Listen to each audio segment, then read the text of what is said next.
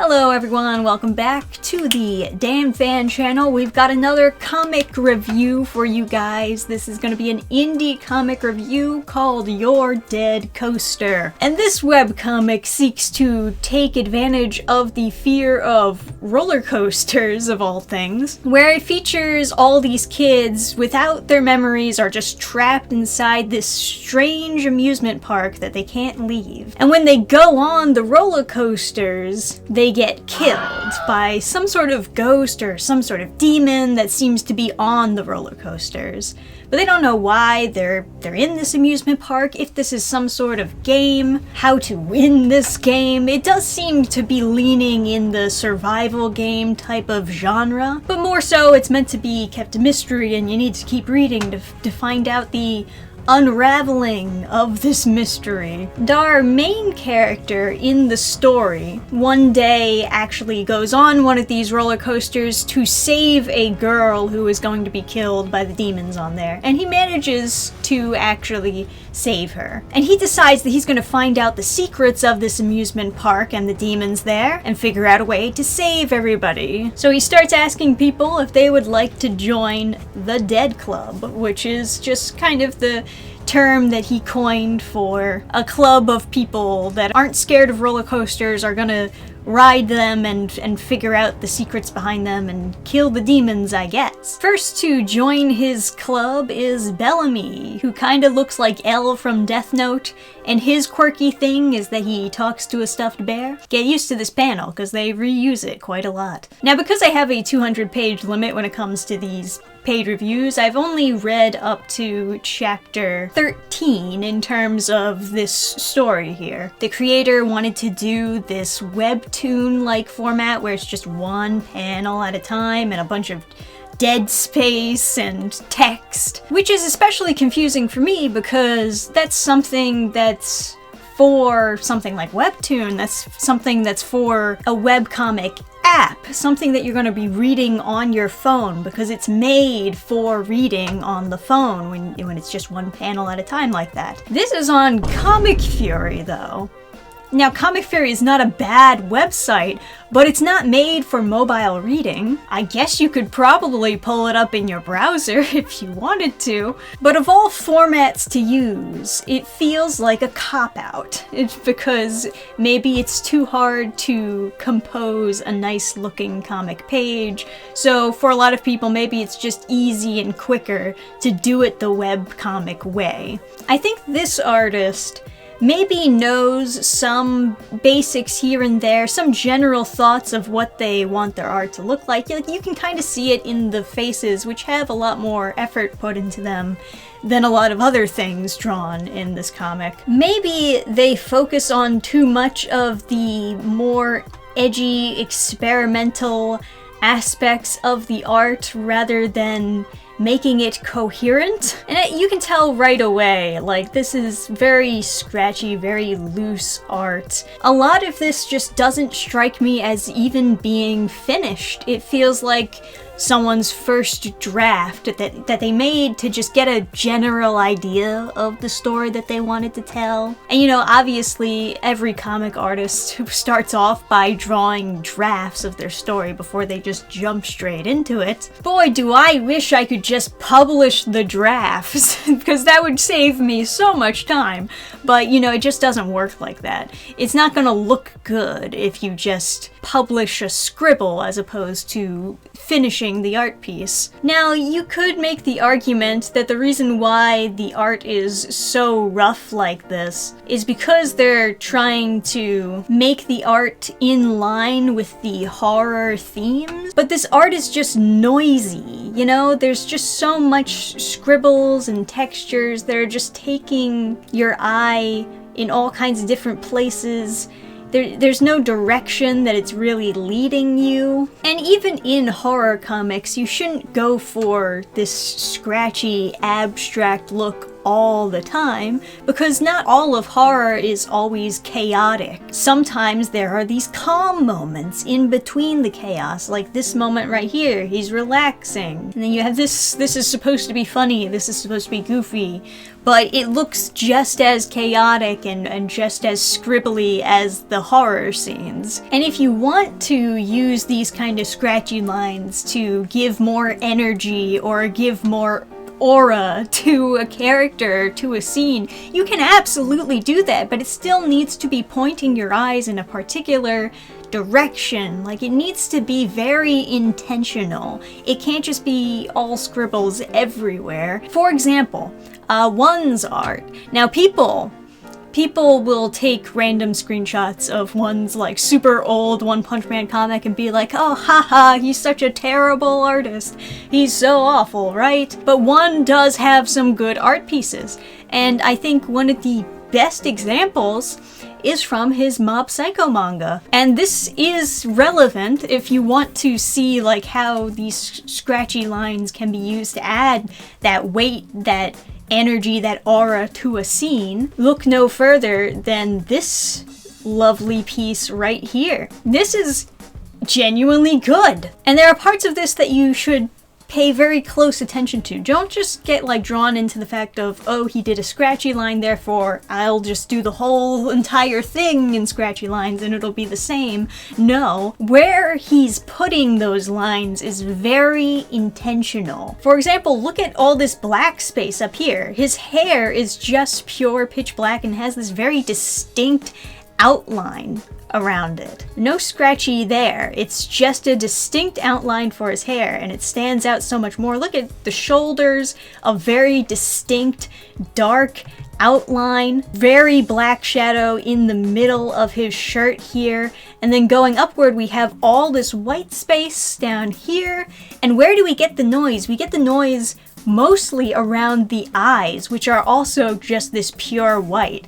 And that is leading our eyes to look at his face primarily. By using that noise and contrasting it with this blank white space and this dark black space, it's sandwiched between those two things. And that's what leads our eye in that direction. That's what you need. You need direction.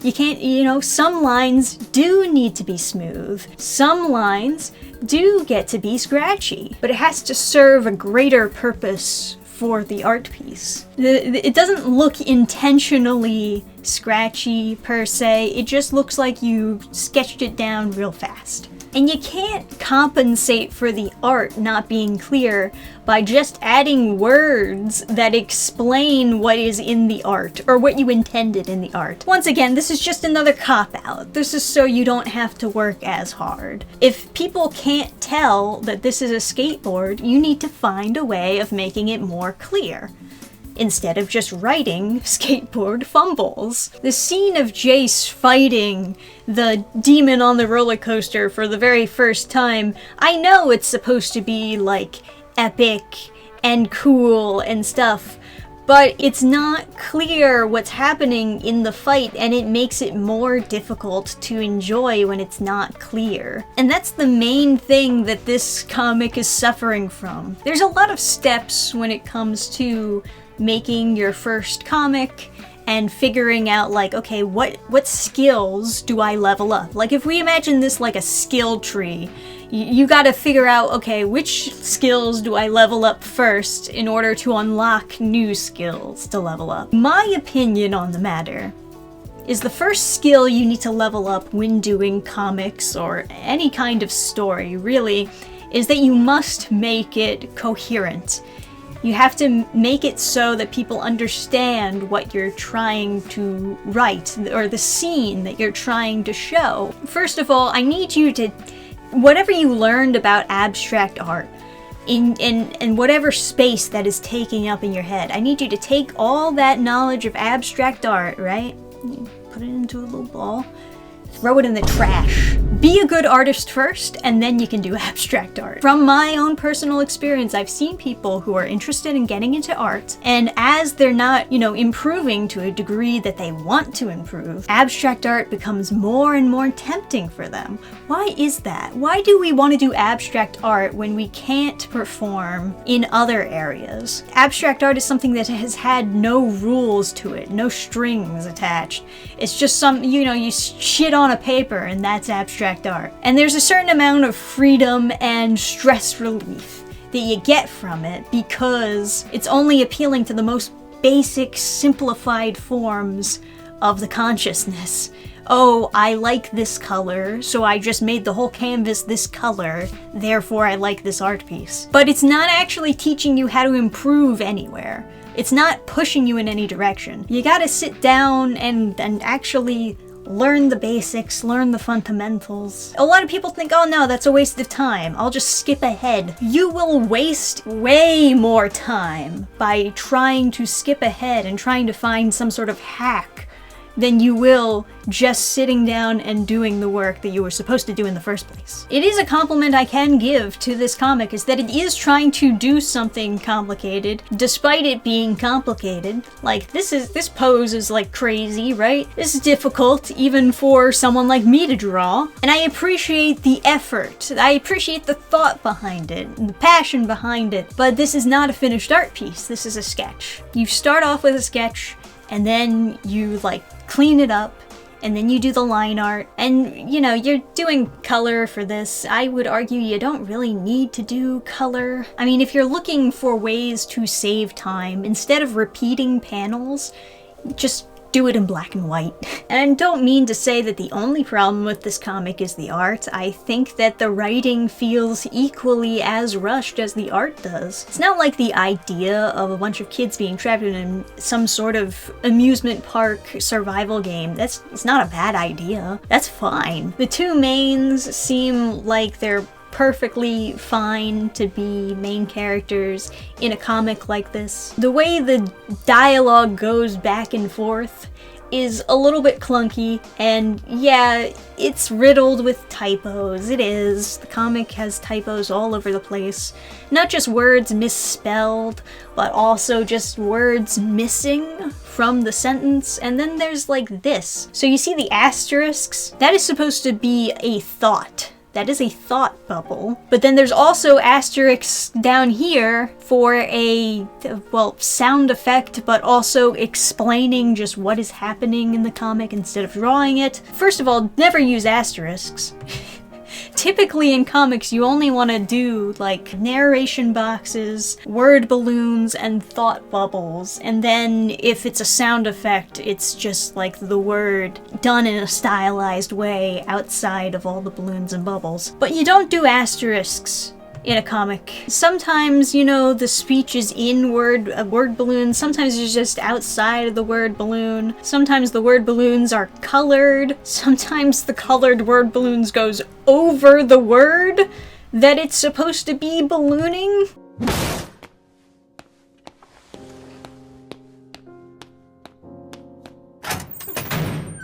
Once again, it's just another example of a lack of direction. And I think for the most part that's kind of fine for people starting out to not know what they're doing, but just be willing to learn. Just be willing to open up and realize, okay, can't do this, this is wrong.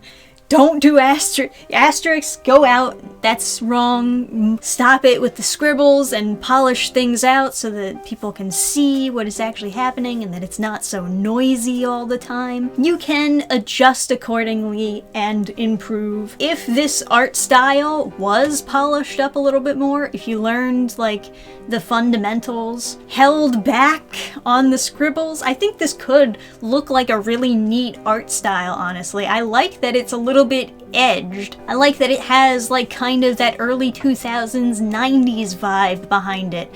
That's good stuff. That would appeal to me if it was just a little bit cleaner. But anyways, I'm wishing you all the best of luck going forward, and I hope you take this video in a positive way. To everybody else watching, if you would like to check out Your Dead Coaster, I will leave the link to this comic in the description, as well as a pinned comment above, as well as where you can follow this guy. And if anyone watching has their own advice they'd like to throw in there, definitely leave a comment on his comic on Comic Fury or in the video comments section down below. Like if you enjoyed this review or found any of this advice helpful. As usual, guys, thanks for watching. I'll see you next time. Bye! Program restart.